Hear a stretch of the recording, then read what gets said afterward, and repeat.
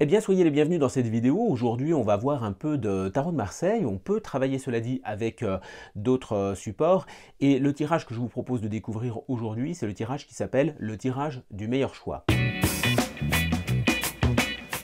Alors la formulation, vous savez, c'est très important. La formulation doit ressembler à peu près à ça. Ça s'affiche sur votre écran. Que me conseille le tarot pour faire quelque chose, réaliser le projet qui m'est cher ou par rapport à quelque chose. En fait, ce qui est important, c'est que vous ayez une formulation qui commence par que me conseille le tarot pour, et puis vous voyez, il y a des points de suspension et là vous mettez ce que vous voulez. Sachant que vous pouvez bien sûr poser la question pour un tiers, une autre personne ou même un groupe de personnes, comme par exemple dans ce cas précis, que conseille le tarot à Jean-Luc pour reconquérir le cœur de Salima. Ça c'est une question sentimentale. On imagine que Salima a quitté Jean-Luc et puis Jean-Luc, eh bien évidemment, il aimerait bien la reconquérir. Alors c'est la question qu'il pose. Et puis l'idée, eh bien vous voyez, c'est de tirer trois cartes, l'une à côté de l'autre, qui vont chacune donner un conseil à Jean-Luc. Et donc ces trois cartes vont devoir se lire comme des conseils donnés pour tenter de reconquérir le cœur de Salima. Et de manière indirecte, ça va nous révéler si oui c'est possible ou pas, dans quelle mesure. On va voir finalement tout un tas de choses qui seront beaucoup plus intéressantes que de simplement poser la question est-ce que Jean-Luc va reconquérir Salima. Vous voyez, là on se contenterait, on se limiterait à une réponse oui ou non, alors que c'est beaucoup plus riche évidemment si vous posez une question de type conseil comme ce que je propose, avec donc trois cartes qui vont donner des conseils. Alors on va faire le tirage, on va regarder. Alors regardez, j'ai posé déjà des cartes, et qu'est-ce que nous avons en première position? Eh bien nous avons le pendu, la justice et le soleil. Alors ce que je n'ai pas précisé aussi, bien sûr, c'est important, c'est la signification de ces trois positions. Ce ne sont pas trois conseils donnés n'importe comment à Jean-Luc. La première carte révèle ce qu'il faut entreprendre d'avoir comme attitude ou comme pensée, comme manière d'être ou comme manière d'agir. La deuxième carte, dont on peut parler tout de suite, elle va révéler ce qu'il faut continuer à faire. C'est un principe de conservation d'une certaine façon. Vous voyez, on continue à faire ce que la carte elle propose ou ce que la carte indique dans la scène qui se joue ou par rapport au personnage qui est sorti, bien sûr. Et puis la troisième carte, eh bien, elle est révélatrice d'une attitude qu'il faut abandonner, qu'il faut transformer. Il faut arrêter de faire ce que la carte produit ou ce que la carte propose comme attitude. Alors on va regarder donc pour Jean-Luc, donc regardez en première position j'ai sorti le pendu, en deuxième j'ai sorti l'injustice et en troisième j'ai sorti le soleil. Donc en première position Jean-Luc doit entreprendre d'être le pendu, il doit continuer à être la justice et il doit arrêter d'être le soleil pour reconquérir le cœur de Salima. Alors qu'est-ce que ça veut dire tout ça? Entreprendre d'être le pendu. Peut-être que pour Jean-Luc, là, c'est pas évident comme conseil à suivre, et pourtant, dans sa grande sagesse, c'est ce que le tarot lui propose. Eh bien, ça lui propose quoi? Ça lui propose en fait de lâcher prise, hein. Vous le savez, le pendu, c'est une carte de lâcher prise, d'abandon. Il faut apprendre à voir les choses autrement, et donc il doit entreprendre de voir les choses différemment que la manière dont il les voyait jusqu'à présent. Donc ça, c'est déjà une première indication par rapport à la faisabilité de reconquérir Salima. Ça commence par lui dire que peut-être il faudrait penser autrement que comme ça. Donc bon, alors il faut regarder la deuxième carte, et la deuxième carte, ça lui conseille de continuer à être la justice. Et donc la justice, c'est quoi? C'est une carte de lucidité, c'est une carte de raison, de rationalité. On n'est pas du tout dans l'émotionnel, on n'est pas du tout dans l'affectif, on est au contraire dans une attitude raisonnable. Donc ça dit à Jean-Luc qu'il doit continuer à être raisonnable, à être rigide, même d'une certaine façon, en tout cas bien campé peut-être sur certaines positions. Et puis ça lui conseille de ne surtout pas aller vers des débordements émotionnels, de démonstrations affectives, de démonstrations amoureuses. C'est la question qu'il pose là. Comment faire pour reconquérir le cœur de Salima? Ça lui conseille d'une certaine façon là de continuer à être plutôt froid, plutôt même distant, je ne sais pas, en tout cas de se tenir à l'écart de ses sentiments et de ses émotions, si vous voulez. Voyez, hein? Et puis comme on a le pendu dans la première position, on peut quand même considérer que la justice, elle vient un peu asseoir ce que nous a raconté déjà le pendu. Et puis c'est surtout cette troisième carte, regardez, c'est le soleil. Eh bien la troisième carte, elle va nous révéler que Jean-Luc doit abandonner ça, en fait, il doit transformer le soleil. Alors le soleil, Dans une situation de vie sentimentale, le soleil, c'est précisément la relation amoureuse, si vous voulez. Voyez, quand on pose une question, par exemple, est-ce qu'il va y avoir une rencontre, est-ce qu'ils vont se remettre ensemble, etc., la carte reine que l'on veut voir sortir, eh bien, c'est le soleil, bien entendu. Bon, alors là, ici, c'est un peu comme si ça lui disait de laisser ça de côté. C'est un peu comme si ça lui disait de transformer ou d'arrêter d'être là-dedans.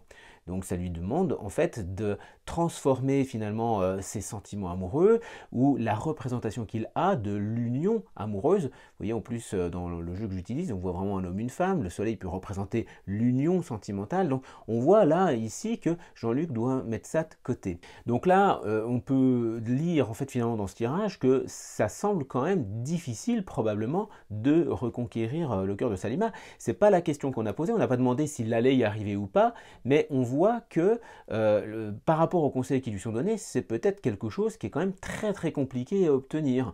Hein. Et le conseil du tarot, c'est quasiment finalement peut-être de ne pas trop penser à cette option-là, de penser peut-être autrement, différemment, en tout cas de lâcher prise fortement, de lâcher peut-être Salima tout simplement. Alors regardez, maintenant on va faire un autre tirage, toujours sur la question de Jean-Luc, et regardez, en première position, je tire le chariot.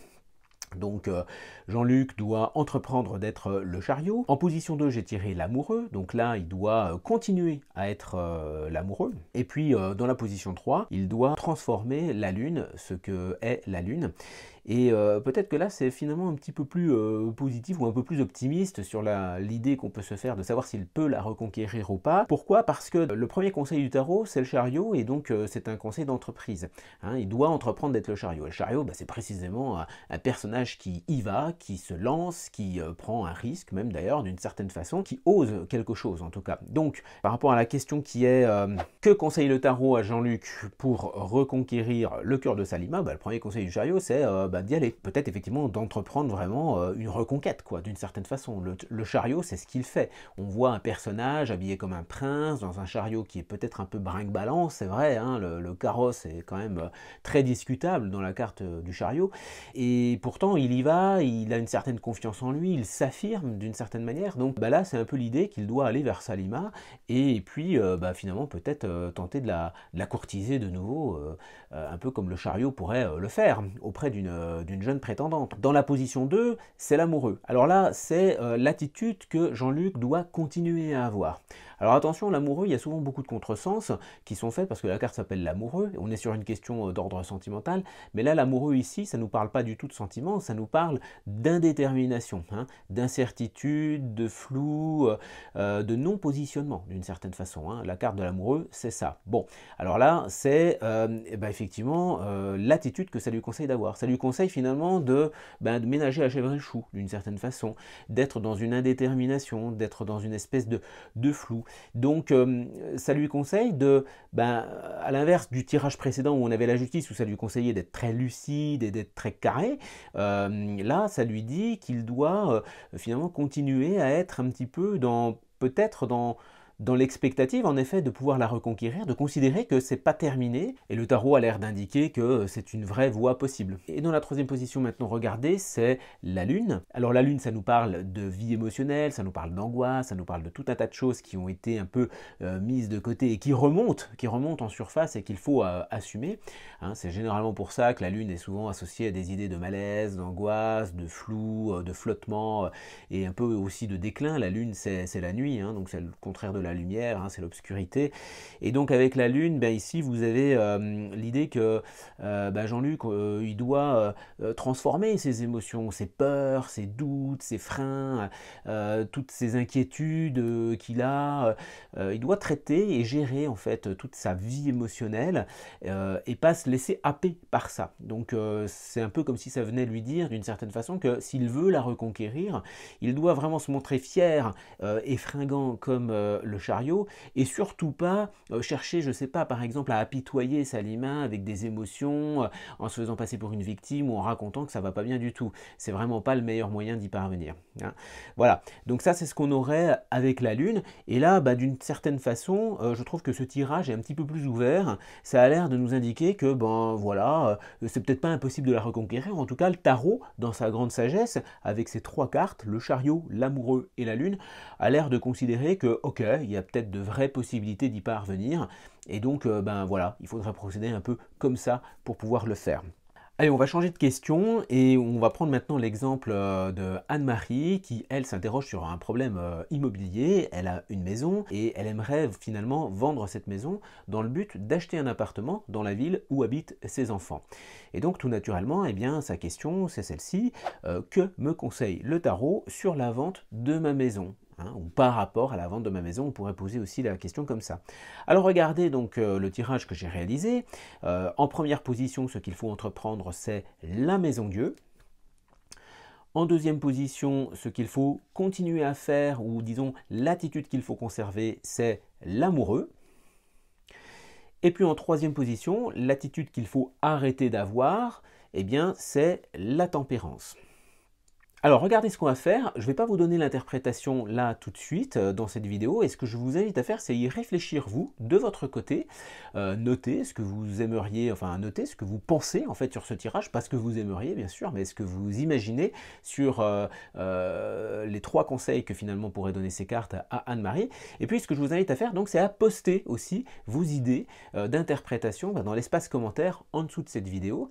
Et puis moi dans quelques jours, dans quelques semaines, eh bien je viendrai poster ma propre interprétation et on regardera ensemble et bien finalement ce que les uns et les autres ont dit et ce que vous avez proposé par rapport à l'interprétation que personnellement j'en fais. Je n'ai pas la prétention de détenir la vérité, bien entendu, mais l'idée c'est d'apporter, de confronter, de regarder finalement un peu comment les interprétations pourraient être complémentaires sur ce tirage. Voilà. On arrive à la fin de cette vidéo. Si celle-ci vous a plu, eh bien écoutez, partagez-la, likez, abonnez-vous à la chaîne. Et puis si vous avez appris quelque chose avec cette vidéo, moi ce que je vous invite à faire, c'est de me suivre aussi grâce aux emails hebdomadaires que j'envoie. Vous pouvez rejoindre ma mailing list privée en suivant le lien dans la description de cette vidéo. Et de cette façon, vous recevrez un email toutes les semaines dans lesquels je partage eh bien, tout un tas de conseils, des idées de tirage, un peu comme dans cette vidéo, d'autres vidéos comme celle-ci, et puis tout un tas d'offres concernant les formations que je peux donner ou mes associés peuvent donner au sein de Clevao Formation, mes associés, mes partenaires on va dire plutôt. Donc vous pouvez vous inscrire sur le lien qui se trouve dans la description.